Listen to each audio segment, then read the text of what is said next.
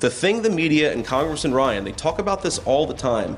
The thing they never mentioned is that poor girl was raped by an illegal alien, somebody that should have never been in this state in the first place. When the media and people like Tim Ryan accuse me of engaging in the great replacement theory, I'll tell you exactly what happens, Tim.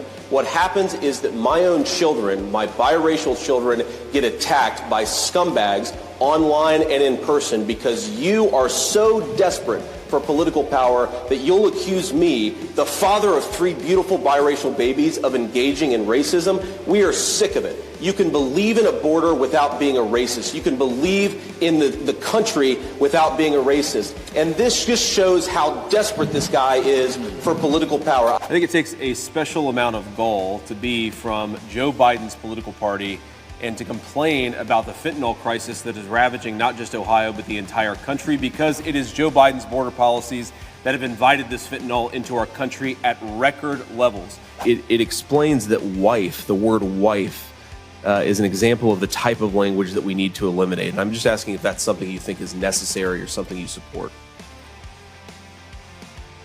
I'd have to give that one some more thought. I would hope that the word wife is not something that or is something that we can all agree is a reasonable vocabulary word that most Americans use in their daily life. It's not something that we need to eliminate.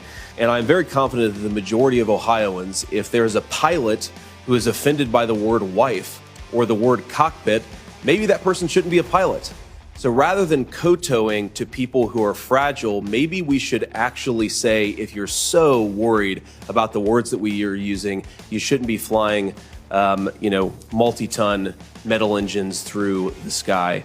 And I just ask all of us to maybe try to focus as much on real problems, like the fact that our aviation system seems to not be working as well as it used to, than the fact that we may use uninclusive or under-inclusive language. Are you interested in being the running mate of a convicted felon? Well, Wolf, the entire purpose of this trial was to allow the media and the Democrats to say exactly that. This is never about justice.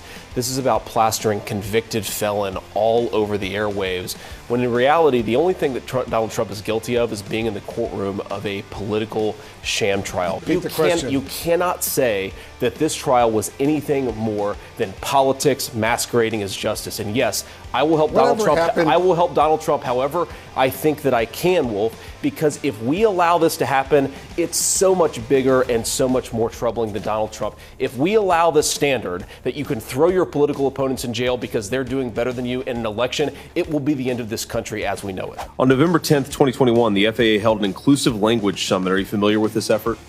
I am familiar with it. During the summit, which had a solicitation published in the Federal Register, Deputy Administrator Mims stated that when we use terms like airmen or unmanned aircraft, sorry, I'm laughing because this has to be a joke, we're sending a message that only men belong in the aerospace community. Do you agree with that statement? Well, Senator, what I could say is that having been a pilot for 42 years and seeing the evolution of our aerospace industry, I started out in helicopters and have flown as a captain in big jetliners. Sure. Not everyone is a pilot today. We have drones, we have spacecraft, And so I do believe going to notices to air missions is absolutely the right thing to do. It is an accurate reflection of where our aerospace system is today. Fully supportive of that. And none of that, by the way, detracts from our mission, which is the safety of our airspace, and that will always be our North Star. I think the point is, if it makes sense for some aviation reason, that's fine. If it makes sense purely to avoid gendered language, it seems like an unnecessary preoccupation with the words that you're using and that we're using rather than the work that we're doing. Why criticize Pete Buttigieg on this? The Secretary of Transportation has been the recipient of hundreds of billions of dollars of infrastructure funding, and yet it looks in a lot of ways like our infrastructure is degrading or certainly not getting better. The second thing is, yesterday, Pete Buttigieg had the opportunity to address this problem. He instead talked about the excessive amount of, this is not a joke, too many white men in the construction industry. That is not a serious concern for this country right now. What's going on in East Palestine is the Secretary of Transportation needs to focus on real problems, not fake problems. And until he does, people are going to wonder whether he's doing his job.